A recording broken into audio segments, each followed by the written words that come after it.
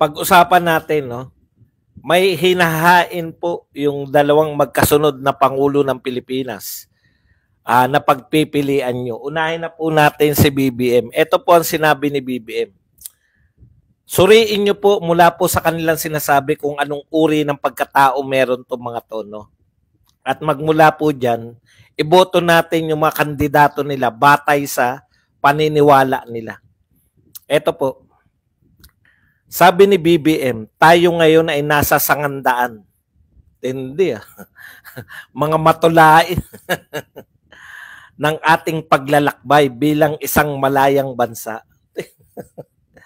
Alam niyo, wala akong kabilib-bilib sa mga matulaing mga mga ganyan, mga matulain na ganyan. Gusto ko direct to the point. PI kayo, papatayin ko kayo. Yung mga ganong speech ang gustong-gusto ko. Pero itong mga matulain na to, ala Lenny, baka ang scriptwriter mo na BBM, scriptwriter ni Lenny. Tayo ngayon ay nasa 100 ng ating paglalakbay bilang isang malayang bansa. Bilang isang sambayanang may dangal, may sipag at may talino. Tayo ba ay papayag na babalik sa panahong gusto ng kung kailan gusto ng ating liderato na maging probinsya tayo ng China? Eto po. Babalik ba tayo sa nakaraan na binubugaw ng ang ating bayan bilang isang sugalan ng mga dayuhan? Ito po, nakasentro po ang buong kampanya ni BBM para sa kanyang mga senador sa anti-China sentiment. Gatas na gatas po sa kanila yung anti-China no? Sa tingin nila, ang labanan sa senatorial bulls, ipakilala mo na pro-China tong mga kalaban, tapos tayo ay anti-China, mananalo na tayo. Alam niyo po, yan po ang pinakamasaklap sa lahat, no? Punong-puno po ng pambubudol yan. Yung statement ni Marcos na nasa 100 tayo, na malaya tayo, alam mo, nakalagitnaan ka na, sa totoo lang, nasa kalagitnaan ka na ng panunungkulan mo. Ano na ang nagawa ng gobyerno mo para sa Pilipino, hindi po para sa kung anong dayuhan. No? Wag po kayong yung batayan na yan, nakabatay sila lahat sa survey. Walang kamatayang survey.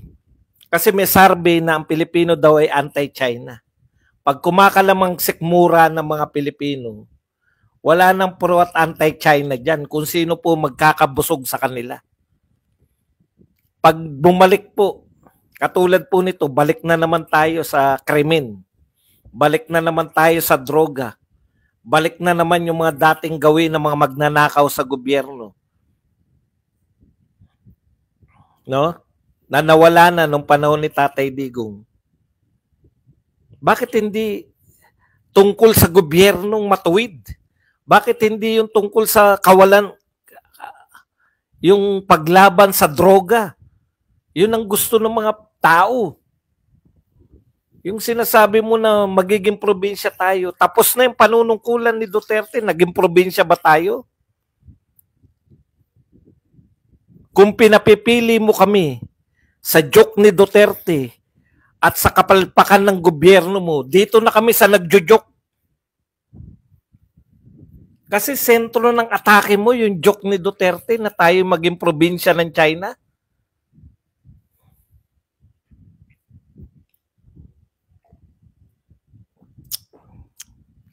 Sabi ko nga nung nakaraang vlog, pinaliwanag ko kung bakit negative campaigning, black propaganda ang inaatupag ni Marcos. Dalawa po kasi pagpipilian ni Marcos sa kanyang pangangampanya. Una, mamimili siya, ipagmamalaki niya ba yung mga proyektong nagawa niya within sa magtatatlong taon, o maninira lang siya ng dating nakaupo? Yung option 1, walang option 1. Bakit? Wala naman siyang proyekto. Wala naman siyang proyekto na pwedeng ipagmalaki. Wala siyang totoong proyekto na kanya at may pagmamalaki na apektuhan ng mga Pilipino. Panay problema, panay pagkakamot ng ulo, panay mga kapalpakan ng nakikita natin. Brownout sa NAIA, kapalpakan ng mga DOT, kapalpakan ng mga kung ano-anong gobyerno, kapalpakan ng flood control, kapalpakan ng pagtugon sa pangkaraniwang bagyo pa lang. Ang bagyo po ay taon-taon may dumadaan sa atin 20 mahigit na bagyo. Yung ba naman hindi mo pa ma-anticipate? Kada may babagyo, may problema. Ansesimple lang. Wala nang ine-expect sa'yo. Hindi na kami naghanap ng 20 pesos na kilo ng bigas. Dahil alam namin na hindi mo kaya. Hindi na kami naghanap ng 1 million pa bahay dahil alam namin hindi mo kaya. Hindi na kami naghanap ng mga bagong infrastructure dahil alam namin hindi mo kaya. Walang kakayahan. Pero despite na walang proyekto, despite na wala pong nakikita tayo, wala silang may pagmamalaki, ay panay pa rin, wala pang pandemya, panay pa rin ang utang, panay pa rin ang pagbebenta ng mga kagamitan ng Pilipinas. Ari-arian ng Pilipinas, pag umalis si Marcos, ubos na. Wala na tayong ari-arian. Alam niyo po bang ibebenta ngayon? Lahat na po ng lupain ng Pilipinas, pati 200 square meter, ibebenta. Ano po yung pangangailangan natin? May pandemya ba? May matindi ba tayong kakulangan? May proyekto ba kayong pinagagawa para paggamitan? Wala. Ayuda lang, ayuda. Tapos sasaluhin na lang. Mamili kayo. Ang gusto nyo ba yung sumusuporta sa China? O tayo na walang ginagawa? O kaming walang proyekto? O kaming mataas ang presyo? O kaming nakaw dito, nakaw doon ang gobyerno? Magtapat ka naman sa mamamayan. Wala kang nalutas na problema, kusa na lang, nakalimutan na lang. Nalutas mo ba yung problema? Ano ba yung unang tumaas? Sibuyas? Nalutas mo ba yung problema ng bigas? Nagkusa na lang, nakasanayan na lang ng tao. Tapos ngayon, mambubudol ka na naman.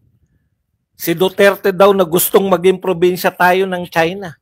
Kailan naganap yan? Nag-apply ba si Digong? Anong balita? Asan yung balita na yan?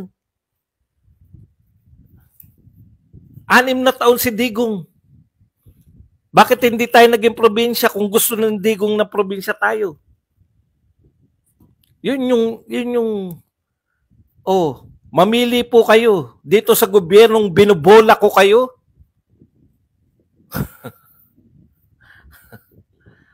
Wala kang ang option eh.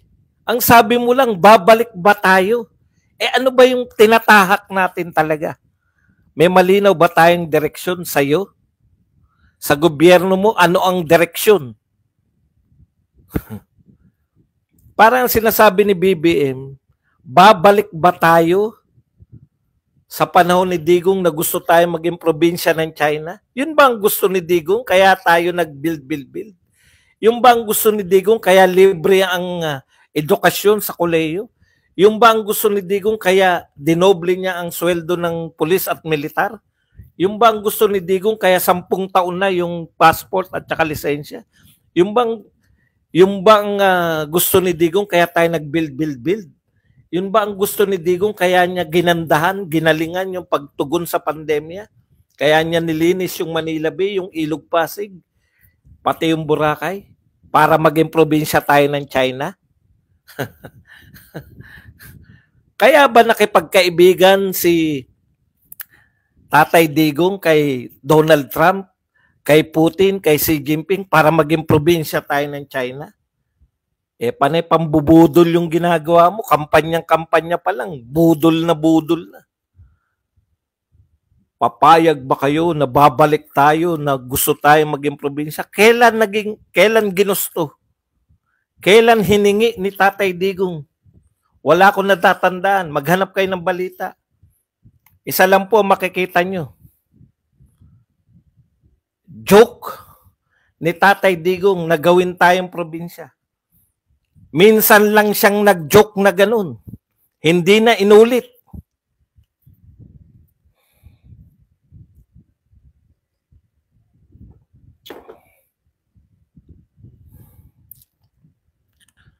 Ang pinagbabatayan nyo ba yung palabirong presidente? Palabiro? Pumapatay? Yun ba ang tinatanong mo? Sagutin ka ng mga tao na oo, yan ang gusto namin. Ano po ang sinabi naman ni Tatay Digong? Saan naman tayo pinapipili? Actually, si Tatay Digong lang talaga yung tunay na nagpapapili. Tignan niyo yung sinabi niya. Kung sino talaga yung tapat. Kung mas mababa ang presyo ngayon ng pagkain, iboto natin ang yung kandidato ni Marcos. Kung mas madali maghanap ng trabaho ngayon sa panahon niya, then dun kayo sa kanya. Kay Marcos to. Kung sa panahon na ito, kampante ka at maglakad ng walang takot, nakakapasyal ka maski saan, huwag mo nang bitawan si Marcos, piliin mo na yung kandidato niya. Napakasimple po na sinasabi ni Tatay Digong. Kung mababa ang presyo ng bilihin, kung madaling makahanap ng trabaho ngayon, at kung hindi ka takot, mamasyal ka hating gabi, iboto nyo yung kandidato ni Marcos. Pero kung baliktad po ang sitwasyon ng Pilipinas, bakit nyo iboboto yung kandidato ni Marcos?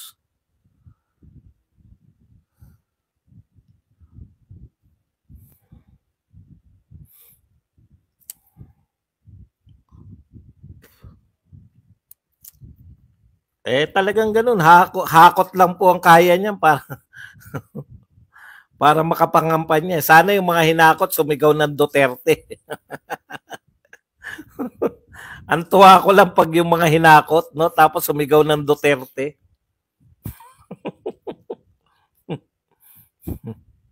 Naghakot daw eh. Alam po ninyo, mas tapat to eh. Real talk si Tatay Digong eh. Yung isa ng bubudol, iboto nyo kami. Payag ba kayo na gusto tayo? Bakit naging probinsya ba tayo ng China nung panahon ni Digong?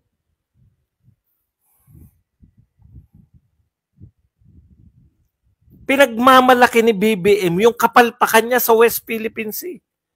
Actually, kapalpakan nila yan eh. That's failure of anong tawag doon? Diplomatic relationship. Failure sa diplomatic relationship. Kaya tayo binibomba ng mga yung mga barko natin, kaya binobomba ng water cannon. Failure sa diplomatic relationship, kaya tayo hindi hinaharang yung mangingisda natin. Failure sa diplomatic relationship, kaya pinalalayas yung mga Coast Guard natin, binabangga tayo. Kanino bang kagagawan yung kung may failure ka sa diplomatic relationship? Ang diplomatic relationship po, o ang pakikipagrelasyon natin sa ibang bansa ay soul. Soul power. Ang tanging may kapangyarihan lang po na makipag-ugnayan sa ibang bansa ay ang presidente ng Pilipinas.